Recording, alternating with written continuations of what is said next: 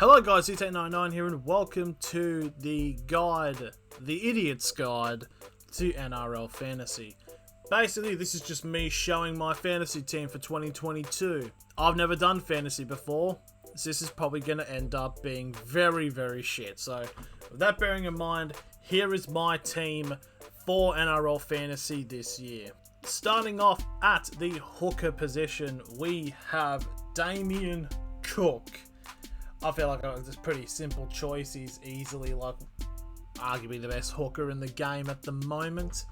I know there's a few people that'll probably say otherwise, but yeah, costing us around 776,000 of the Queen's finest dollars. Now we go to the mid positions. I'm assuming it's like midfield or something like that.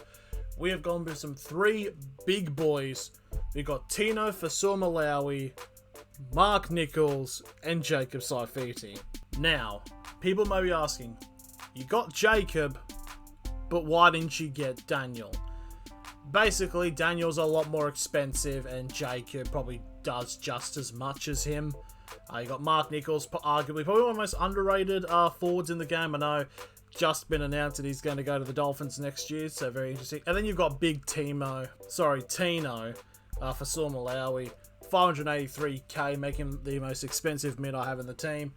Mark Nichols at 476 and Jacob Saifiti at 495. I think they're very good, well-priced positions. Now we go to the edges, where we have two players which not exactly very the best selections, but I feel like very underrated ones. I've got Ben Condon, North Queensland Cowboys, for 329k. And I've got Tom Eisenhuth from the Melbourne Storm for 418k. I think these two will definitely be they'll be the unsung heroes of this team. Now we go to the halves, and it's going to be the usual suspects. I mean, you got Nathan Cleary. I think everybody's going to have him in their team. I don't think it's really that much controversial. I think he's the most expensive player in the game. He is 1.05 million. I believe the only one that's lower, the only one that's just lower is Trbojevic, who is $1 million. And then you've got Sam Walker, of course, Rookie of the Year last year for the Roosters, and I expect him to do big things this year as well. Now we go to the centres, and I'm going to go with Justin Olam from the Melbourne Storm and Stephen Crichton, who is now at Penrith. So I think these are going to be two very good selections here for the centres.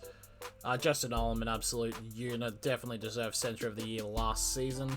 Now we go to the wing fullback positions. Now, I do need to warn you, Trbojevic is not in it. It's basically, if you have Trbojevic and Cleary, you've got I think the budget worth of this team, of the teams you can have, is about, it's about 9.4 million. So basically, you've just spent almost a fifth of that on two players. So what I've gone with Reuben Garrick from the Manly Sea Eagles, Brian To'o from the Penrith Panthers, and Xavier Coates from the Melbourne Storm. Xavier Coates is going to have a breakout year this year with the Storm.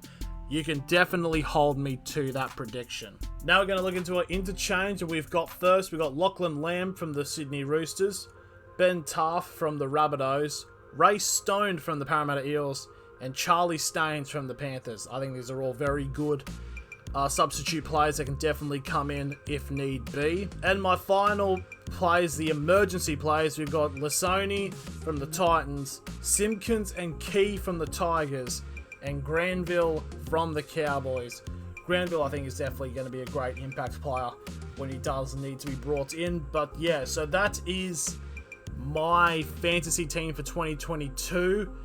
What do you guys think? Tell me how I'm a fucking idiot in the comments below, and let me know. So thank you all for watching, and I'll see you later.